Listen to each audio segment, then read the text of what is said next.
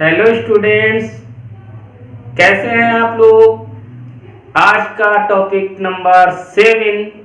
आज का टॉपिक है torque on an electric dipole placed in uniform electric field. My name is Syed Ubaid Rizvi और आप देख रहे हैं अपना प्यारा सा चैनल उबैद सर फिजिक्स। तो दोस्तों, आज का डेरिवेशन शुरू करते हैं। आप लोग जल्दी से अपना पेन कॉपी निकालिए और फोकस कीजिए आज के वीडियो पर। ठीक है, तो आज का वीडियो शुरू करते हैं। देखिए, यहां पर एक यूनिफॉर्म इलेक्ट्रिक फील्ड दिखाया गया है। Uniform electric field. Uniform electric field क्या होता है, सबसे पहले हम लोग ये जानेंगे। यूनिफॉर्म इलेक्ट्रिक फील्ड में जो इलेक्ट्रिक लाइंस होती हैं, इलेक्ट्रिक फोर्स लाइंस होती हैं, वो एक दूसरे के पैरेलल होती हैं, यानी कि हर जगह पर इलेक्ट्रिक फील्ड बराबर होता है। यही होता है यूनिफॉर्म इलेक्ट्रिक फील्ड। इस यूनिफॉर्म इलेक्ट्रिक फील्ड में एक इलेक्ट्रिक डाइपोल मूवमेंट यानी कि एक वैद्युत द्विध्रुव, एक इलेक्ट्रिक डाइपोल रख दिया गया है विद एन एंगल थीटा। तो आज हम लोगों ने एक यूनिफॉर्म इलेक्ट्रिक फील्ड में एक इलेक्ट्रिक डाइपोल को थीटा एंगल बनाते हुए प्लेस्ड कर दिया है। तो क्या होगा, तो देखते हैं।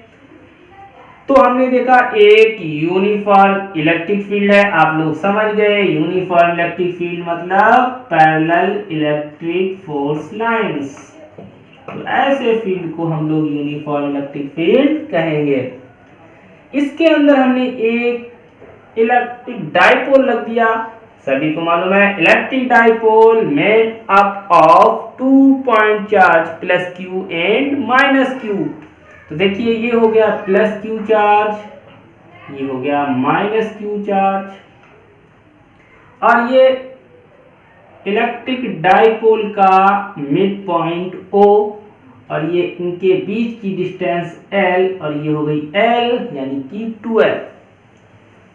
और इस इलेक्ट्रिक डाइपोल को इलेक्ट्रिक फील्ड के साथ थीटा एंगल बनाते हुए रख दिया गया। अब हम लोगों को मालूम है, we know that very well, electric field जो होता है पॉजिटिव चार्ज से निगेटिव चार्ज की तरफ होता है। पॉजिटिव चार्ज से निगेटिव चार्ज की तरफ होता है। तो जब हम यहाँ पर एक इलेक्ट्रिक डाइपोल रखेंगे तो इसके पास भी 2 चार्ज है, प्लस चार्ज माइनस चार्ज। तो इस पर एक फोर्स एक्ट करेगा। इस पर जो फोर्स एक्ट करेगा वो क्या होगा, तो यहां पर देखते हैं। अब देखिए, यहां पर ये प्लस क्यू चार्ज है, ये प्लस इस प्लस को रिपेल करेगा और ये माइनस इसको अट्रैक्ट करेगा। तो यहां पर एक फोर्स लगेगा। यूनिफॉर्म इलेक्ट्रिक फील्ड में ये फोर्स लगेगा F1, जिसकी डायरेक्शन होगी इलेक्ट्रिक फील्ड की डायरेक्शन में। तो देखिए, यहां पर एक फोर्स लगा F1 जिसका मैग्नीट्यूड होगा QE। अब जरा इधर देख लेते हैं, ये यहां पर दूसरा इलेक्ट्रिक डाइपोल का दूसरा चार्ज है माइनस Q। अब देखिए, ये पॉजिटिव इस माइनस को अट्रैक्ट करेगा और ये माइनस इस माइनस को रिपेल करेगा। तो यहां पर भी एक फोर्स वर्क करेगा, ये फोर्स होगा F2। इसका मैग्नीट्यूड कितना होगा, तो इसका भी मैग्नीट्यूड QE होगा। और ये फोर्स जो लगेगा इसकी डायरेक्शन इलेक्ट्रिक फील्ड की अपोजिट डायरेक्शन में होगी। तो आप लोगों को इतनी बात समझ में आ गई होगी। तो देखिए, यहां पर एक फोर्स लग रहा है F1 is equal to QE, दूसरा अपोजिट डायरेक्शन में लग रहा है माइनस Q पर चार्ज लग रहा है QE। अब इन दोनों चार्ज का दोनों फोर्स का मैग्नीट्यूड इक्वल है। तो अगर यहाँ पर हम F net is equal to निकालेंगे तो प्लस QE माइनस QE, और ये फोर्स हो जाएगा 0। तो ये बात आप लोगों को ध्यान रखनी है। यूनिफॉर्म इलेक्ट्रिक फील्ड में जब इलेक्ट्रिक डाइपोल रखा जाता है तो उस पर नेट फोर्स 0 होता है। यानी कि जो इस पर नेट फोर्स लगेगा वो फोर्स हमारा 0 होगा। ये बात आप लोग याद रखिए, ये ऑलवेज, हमेशा ये फोर्स 0 होगा। अब जब इस पर नेट फोर्स 0 होगा तो ये इलेक्ट्रिक डाइपोल, ये देखिए ये इलेक्ट्रिक डाइपोल है। अब इस पे जो दो फोर्स एक्ट कर रहे हैं, देखिए एक की लाइन ये आएगी, एक की लाइन इधर जाएगी, यानी कि ये दोनों फोर्स एक लाइन में नहीं है। ये फोर्स F1 है, ये F2 है, ये एक लाइन में नहीं है, यानी कि इनकी जो लाइन है, फोर्स लाइन है, वो अलग है। देखिए यहाँ पर अगर इसकी लाइन ड्रा की जाए तो इस तरीके से कुछ होगी, इसकी की जाए तो इस तरीके से कुछ होगा।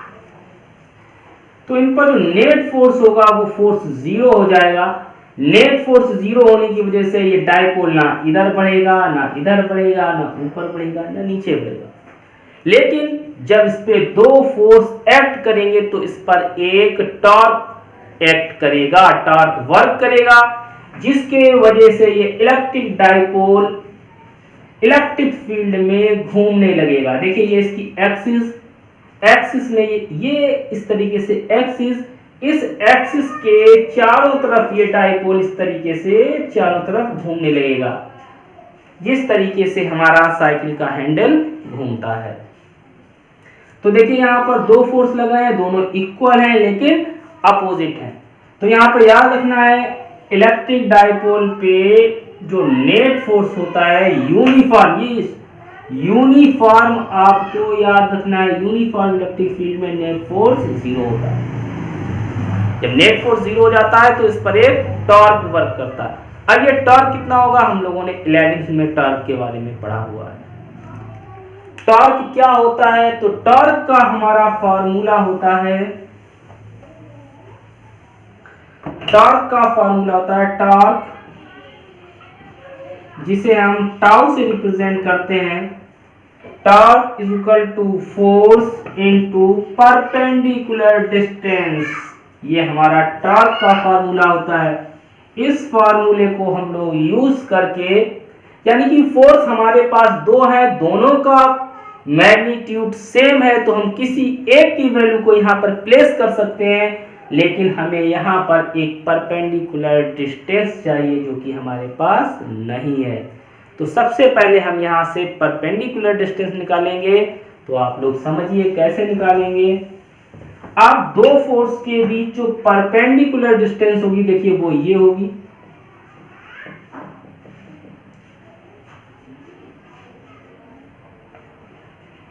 ये हो गई हमारी परपेंडिकुलर डिस्टेंस।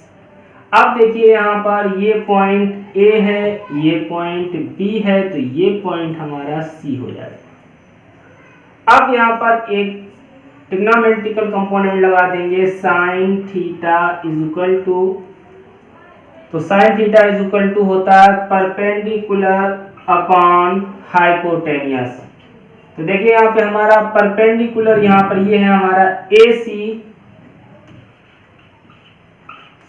अपॉन हाइपोटेनियस, देखिए ये L, तो A से B तक की डिस्टेंस है हमारी 2L।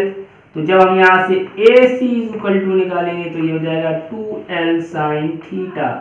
तो ये हमारा प्यारा सा डिस्टेंस आ गया, AC का डिस्टेंस हो जाएगा 2L साइन थीटा, क्योंकि ये electric dipole uniform electric field के साथ थीटा एंगल बनाते हुए रखा गया था, प्लेस किया गया था। अब देखिए यहाँ पर ये मैंने प्लस माइनस आप लोगों को समझाने की वजह से बनाए थे। सभी को मालूम है यूनिफॉर्म इलेक्ट्रिक फील्ड या नॉन यूनिफॉर्म इलेक्ट्रिक फील्ड की डायरेक्शन पॉजिटिव टू नेगेटिव होती है। तो यहाँ पर हमारी 2L साइन थीटा, ये भी डिस्टेंस आ गई। अब यहाँ पर हम अपना टॉर्क निकाल सकते हैं। तो टॉर्क निकालने के लिए फॉर्मूला होगा, तो torque tau is equal to, formula होता है फोर्स इनटू परपेंडिकुलर डिस्टेंस। तो यहां पर देख लेंगे tau is equal to force, तो देखिए यहाँ पर फोर्स F1 भी की हुई है, F2 भी की हुई है, दोनों में से किसी एक का मैग्नीट्यूड ले लेंगे तो हो जाएगा QE into perpendicular distance of force, और दो फोर्स के बीच की जो परपेंडिकुलर डिस्टेंस है वो है हमारी 2L sin थीटा। तो यहाँ पे देखिए हम लोग जानते हैं, क्या जानते हैं, P इज इक्वल टू होता है Q इंटू 2L। तो देखिए ये Q ये 2L, इसकी जगह हम लोग रख सकते हैं P, तो ये हो जाएगा टाउ इज इक्वल टू, तो यहाँ पे हो जाएगा PE sin थीटा। तो ये हमारा एक प्यारा सा फार्मूला आ गया जिससे कि हम टार्क निकाल सकते हैं। तो tau is equal to PE sin theta. देखा आप लोगों ने कितना सरल है ये डेरिवेशन, तो जल्दी से नोट कीजिए इसको। अब आप लोगों को मालूम होना चाहिए कि ये फोर्स इक्वल थे लेकिन अपोजिट थे, तो ये कैंसिल क्यों नहीं हुए, यहाँ पर बात समझ लेंगे। अगर देखिए यहाँ से हम इनकी एक्शन लाइन देखें तो देखिए ये इधर आई, ये एक्शन लाइन देखिए इधर आई, क्या ये एक दूसरे से सेम लाइन में है? नहीं है। अगर ये जस्ट ऐसे सेम लाइन में होते, अगर ये जस्ट एक लाइन में होते, एक की डायरेक्शन इधर एक की डायरेक्शन इधर, लेकिन होते सेम लाइन में, तो ये एक दूसरे के इफेक्ट को कैंसिल कर देते। अब एक फोर्स यूं ऊपर है, दूसरा फोर्स यूं नीचे है, देखिए इस तरीके से, तो इनकी एक्शन लाइन अलग अलग है, इसलिए एक दूसरे के इफेक्ट को कैंसिल नहीं करते हैं। अब हमारा यहाँ पे टॉर्क आ गया P sin थीटा। अब यहाँ पे हम कंडीशन लगा देंगे,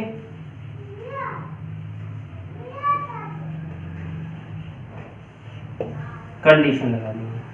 अब यहाँ पर जो हमारा एंगल है थीटा, पहले इससे समझना है एंगल थीटा क्या है। एंगल जो है इलेक्ट्रिक डाइपोल P, देखिए ये इलेक्ट्रिक डाइपोल P है और ये इलेक्ट्रिक फील्ड E है। Angle between P and E, here theta is angle between electric dipole P and electric field E। तो यहाँ पर हमें देखना है इलेक्ट्रिक फील्ड और इलेक्ट्रिक डाइपोल के बीच में कितना एंगल बन रहा है।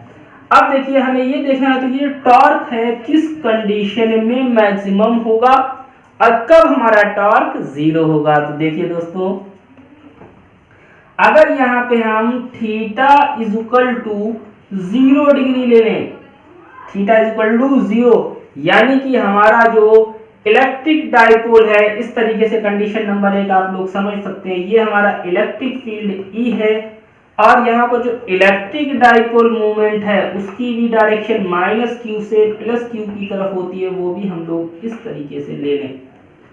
तो देखिए इलेक्ट्रिक फील्ड भी की ही डायरेक्शन में इलेक्ट्रिक डाइपोल है, तो यहाँ पे बनने वाला angle theta is equal to 0 degree हो गया। तो यहाँ पर हम रखेंगे tau is equal to PE sin 0 की वैल्यू 0, तो यहाँ पे हमें टॉर्क 0 मिल जाएगा। तो in this condition there is no torque acting, तो इस कंडीशन में इलेक्ट्रिक डाइपोल पे कोई भी टॉर्क वर्क नहीं करेगा। अब अगर हम इस कंडीशन को बदल दें और कंडीशन हम लगा दें थीटा इज इक्वल टू, अगर हम ले लें 180 डिग्री, अगर हम 180 डिग्री ले लेंगे तो ये कंडीशन बन गई, ये हमारा इलेक्ट्रिक फील्ड है और ये हमारा इलेक्ट्रिक डाइपोल मूवमेंट है। देखिए अब इसकी डायरेक्शन हो गई इलेक्ट्रिक फील्ड के अपोजिट, देखिए इलेक्ट्रिक फील्ड इधर है, इलेक्ट्रिक डाइपोल मूवमेंट इधर है, तो ये हो गया theta is equal to 180 degree. अब जब थीटा 180 डिग्री हो जाएगा फिर हम फार्मूले में वैल्यू प्लेस कर देंगे।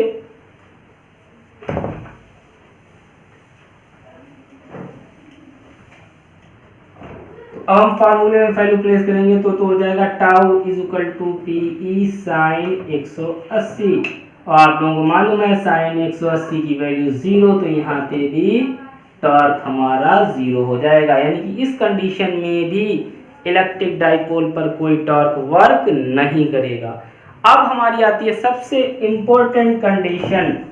सबसे इंपॉर्टेंट कंडीशन क्या है, अगर हम यहाँ पर थीटा 90 डिग्री अगर ले लें, अगर थीटा को 90 डिग्री ले लें तो देखिए ये कंडीशन हो जाएगी, ये हमारा इलेक्ट्रिक फील्ड E है और ये हमारा इलेक्ट्रिक डाइपोल है जिसकी डायरेक्शन होती है -q से +q। तो देखिए ये इलेक्ट्रिक फील्ड हो गया, तो यहाँ पर हमारा theta is equal to 90 degree हो जाएगा। जब 90 डिग्री हो जाएगा तो tau is equal to P E sine 90, और साइन 90 की वैल्यू 1 होती है, तो tau is equal to P E. देखिए यहाँ पर बाकी दो कंडीशन में हमारा टॉर्क 0 निकला था और यहाँ पर हमारा पी निकला है। तो इसी कंडीशन में सबसे ज्यादा टॉर्क एक्ट करता है, इसी को हम लोग टाउ मैक्स भी कहते हैं। कैसा लगा आपको आज का वीडियो, अपना राय कमेंट बॉक्स में जरूर लिखें। Thank you very much.